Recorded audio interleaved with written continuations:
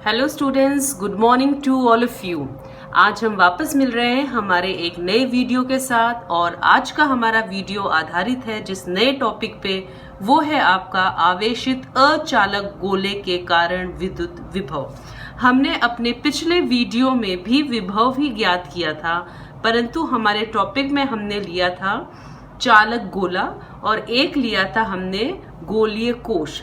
उन दोनों के लिए हमारे पास V यानी विभव का मान समान आता था।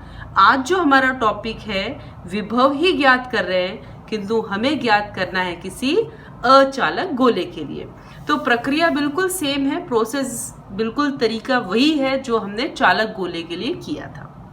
ठीक है, तो इस टॉपिक पे आने से पहले आप लोगों को मैं 3 सूत्रों से एक बार अवेयर करा दूं जो हम लोगों ने गाउस प्रमेय में किए थे, जिसका उपयोग यहाँ पर आप विभव निकालने के लिए करेंगे। स्टूडेंट्स, जो आपने गाउस प्रमेय किया था वहां पर आपने आवेशित अचालक गोले पे E यानी कि विद्युत क्षेत्र का मान निकाला था। ठीक है, मैं आपको बात कर रही हूं पहला पार्ट जो गाउसीय प्रमेय था उसका एक अनुप्रयोग था। उसमें आपके लिए एक अचालक गोला था, ये आपका आवेशित था और आपको मैंने कह रखा है जैसे पहले भी कि अचालक और चालक को जब आप आवेशित करते हैं तो उसमें अंतर कहाँ होता है। अगर चालक गोला होता है तो सारा का सारा आवेश इसकी सतह पर ही विद्यमान रहेगा, किंतु स्टूडेंट्स अगर यह अचालक गोला है तो आवेश इसके अंदर भी प्रवेश करेगा। ये इन दोनों को जब आप किसी भी चालक या अचालक गोले को जब आप आवेशित करते हो तो ये इनमें एक भारी अंतर आप देखते हो। तो स्टूडेंट्स, अचालक गोले के लिए हमने 3 स्थितियों पर विभव नहीं, विद्युत क्षेत्र का मान निकाला था। एक बाहर, तो बाहर जो आपको E का मान ज्ञात हुआ था, EO यानी कि आउटसाइड यानी कि बाहर जो विद्युत क्षेत्र का मान आपको गाउस प्रमेय द्वारा प्राप्त हुआ था सूत्र, वो आपका था 1/4 पाई इप्सिलॉन नॉट Q/r²। ये कहाँ है? बाहर। ठीक है, ये वाली स्थिति थी, यानी कि ये R अगर मैंने कोई बिंदु ले लिया है P बाहर, केंद्र से इसकी दूरी कितनी है आपकी स्टूडेंट्स? R। तो और इसकी त्रिज्या जो आपकी गोले की त्रिज्या है वो कितनी है आपके पास में? Capital R। ठीक है स्टूडेंट्स, तो उसके लिए आपको जो E का मान मिला था यानी विद्युत क्षेत्र का मान मिला था वो ये आपको प्राप्त हुआ था। सतह पर यदि आप बिंदु लेते हो तो सतह के लिए जो आपको E का मान प्राप्त हुआ था वो था 1/4 पाई इप्सिलॉन नॉट Q/r²। ये कहाँ पे? जहाँ पे छोटा r कैपिटल R के बराबर, यानी कि सतह पर E का मान आपको ये प्राप्त हुआ था। और अंदर अचालक गोले के अंदर कहीं पर भी बिंदु पर E का मान आपको मिला था 1/4 पाई इप्सिलॉन नॉट Q/r³R।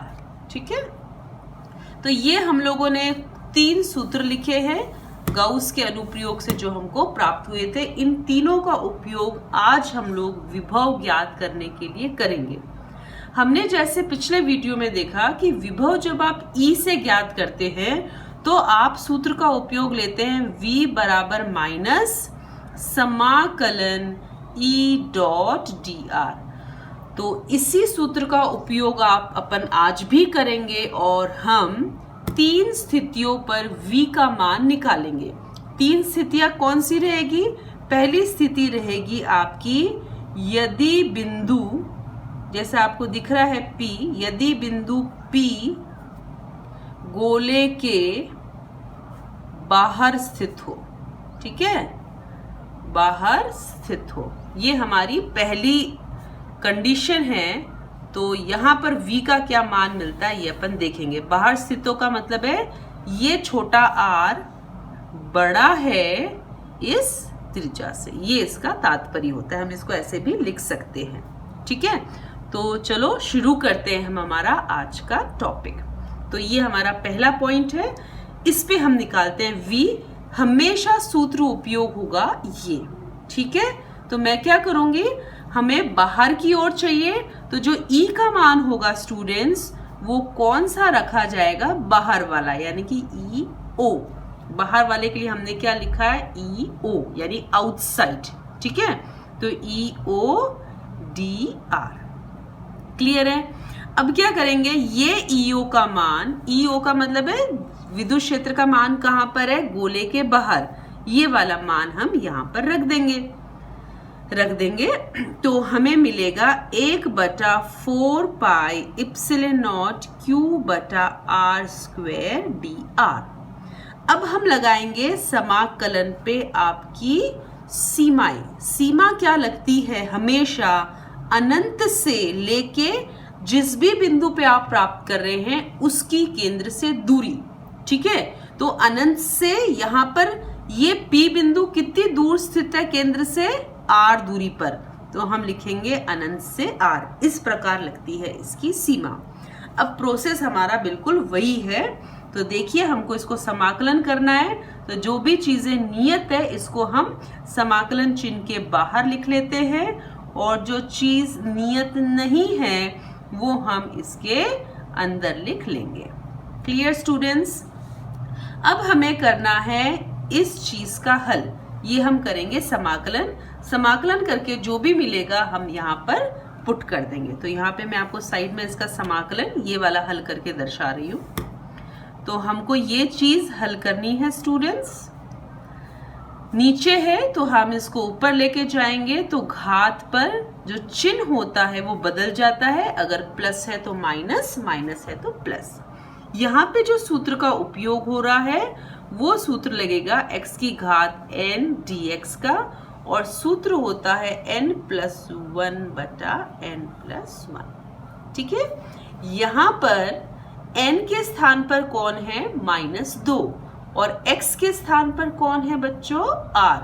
तो हम क्या करेंगे, n के स्थान पर -2 रखना है और x के स्थान पर r रखना है। तो देखो हमारे को ये क्या प्राप्त होगा बच्चों, ये हमें मिलेगा x के स्थान पर r, n के स्थान पर -2, ठीक है।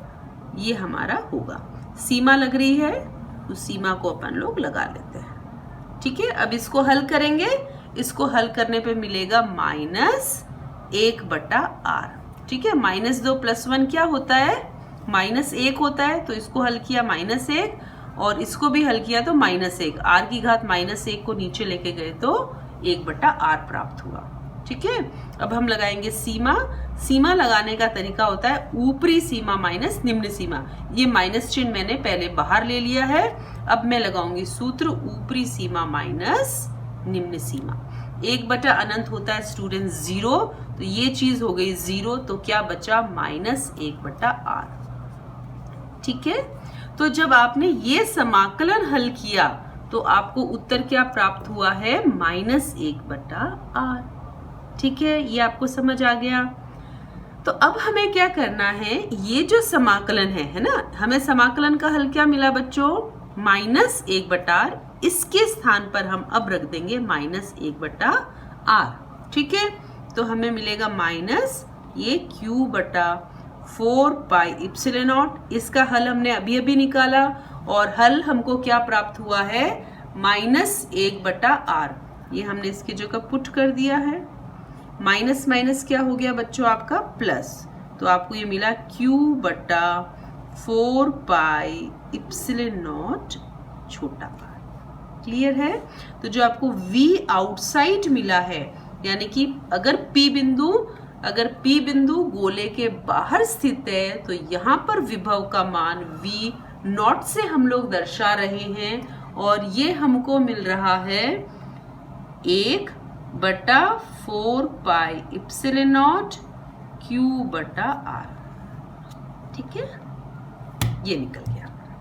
तो हम यहाँ पे क्या देखते हैं, जो बाहर विभव है वो वक्रानुपाती निर्भर करता है r के। ये तो क्योंकि नियत है चीजें बच्चों, ये किस पे निर्भर करता है, वक्रानुपाती r पर निर्भर करता है। तो ये हमने पहली स्थिति करी है स्टूडेंट्स। अब हम दूसरी स्थिति करेंगे कि यदि हमारा जो भी बिंदु है वो अगर पृष्ठ पर है तो फिर आपके v का मान क्या आएगा।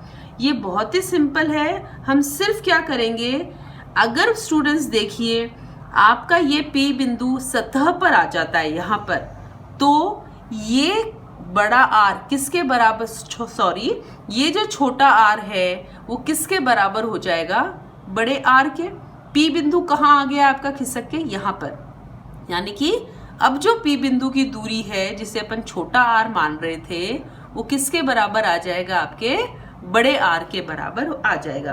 तो हम सिंपल क्या करेंगे, इस सूत्र से जो हमको V का मान मिला है, इस सूत्र में ये जो R है इसके स्थान पर आप क्या करेंगे, कैपिटल R यानी बड़ा R लिख देंगे बस, और इसको आपको ज्यादा डिराइव नहीं करना, ठीक है।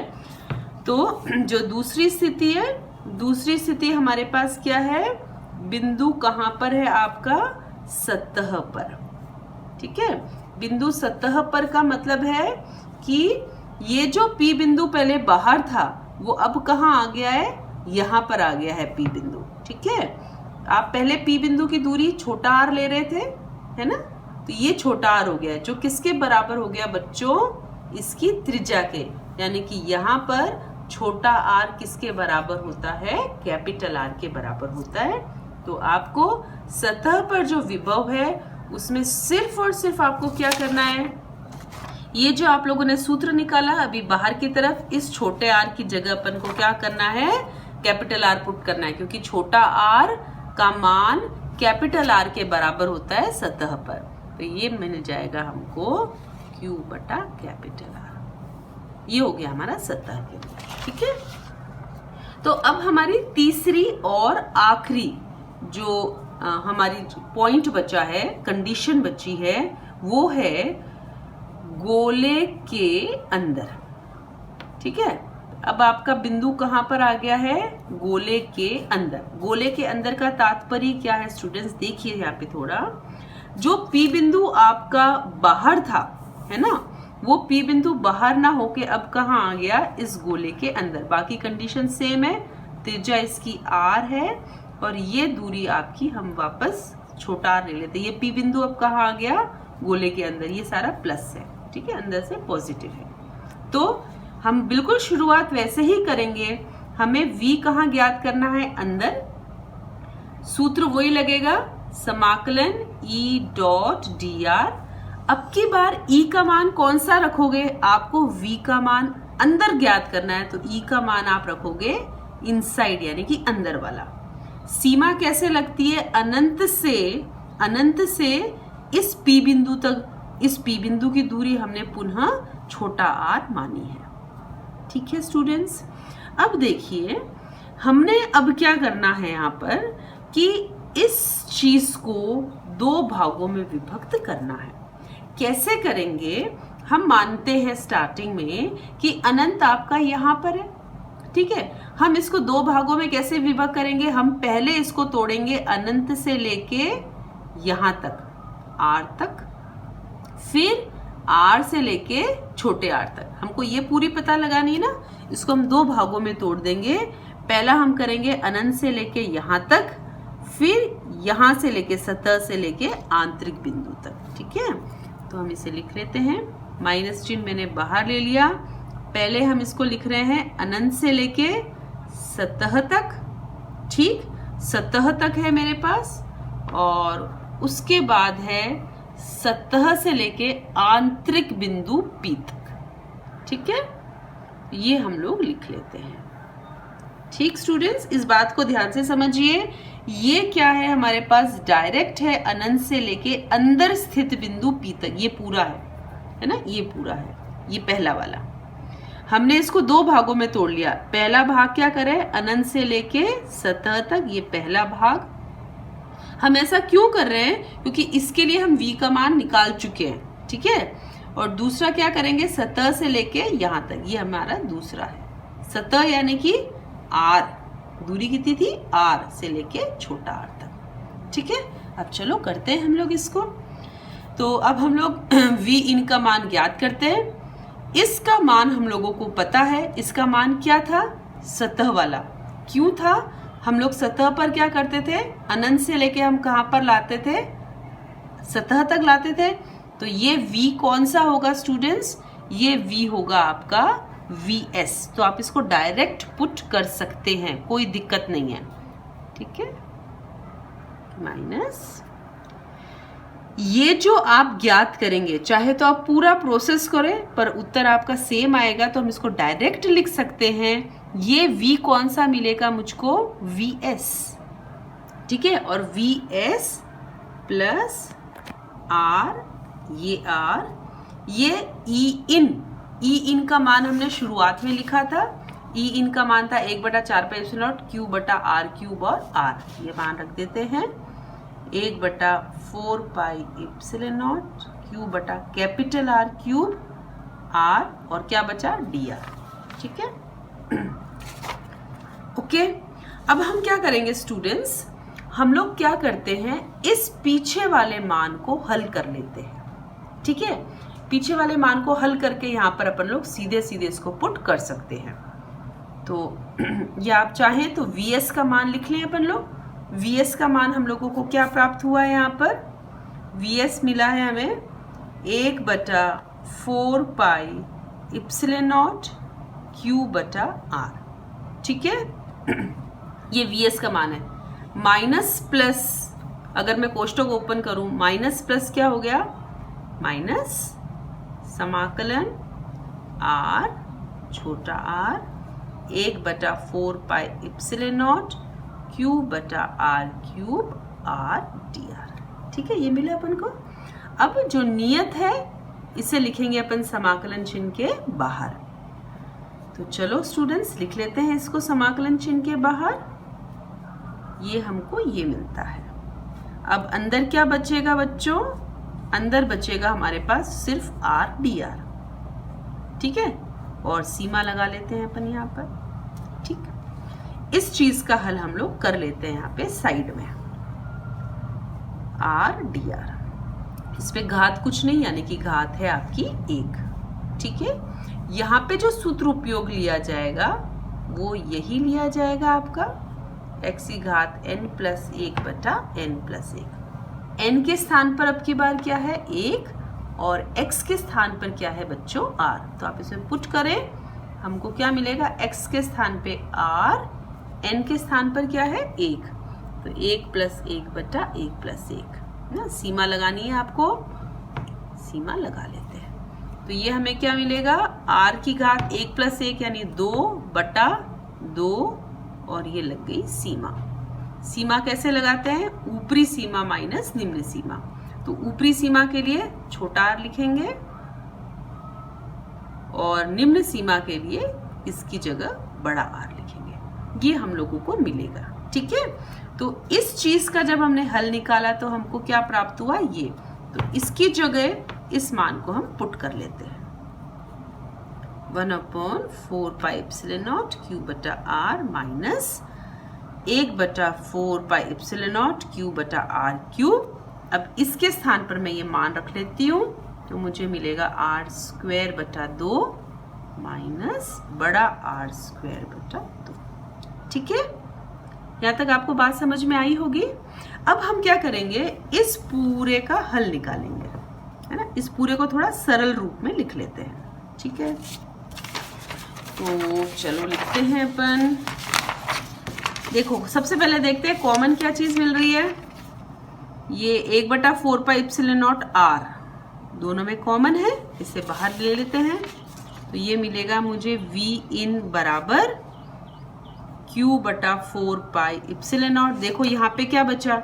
यहाँ पे बचा है नीचे 1/R, तो 1/R, ये माइनस चिन्ह है तो माइनस, यहाँ पे बाहर है बच्चों 1/R क्यूब, और ये चीज ब्रैकेट में है तो हम इसी प्रकार लिखेंगे 1/R क्यूब। आप चाहते तो R भी बाहर ले सकते थे हम लोग, और ब्रैकेट में यहाँ पे छोटा ब्रैकेट बना देती हूँ मैं, ये चीज, ठीक है। कॉमन लेने के बाद हमारे पास ये चीज आई। अब इसको अपन क्या कर लेते हैं? सरल कर लेते हैं, ठीक स्टूडेंट्स। तो यहाँ पे दोनों जगह 2 2 है, तो इसका लसअ 2 आ जाएगा हमारे पास। Q बटा 4πε0 1/R माइनस, इन दोनों का लसअ क्या आ रहा है? 2, है ना। 1/R क्यूब R² माइनस बड़ा R² बटा 2, ठीक है। अब हम क्या करेंगे, इस आर क्यूब को ले जाते हैं अंदर, ओके, और ब्रैकेट ओपन कर लेते हैं। आर क्यूब नीचे है तो इधर गुणा हो जाएगा। और अगर स्टूडेंट्स आप ब्रैकेट ओपन करते हैं, बाहर माइनस है तो अंदर का चिन्ह बदल जाता है, ठीक है।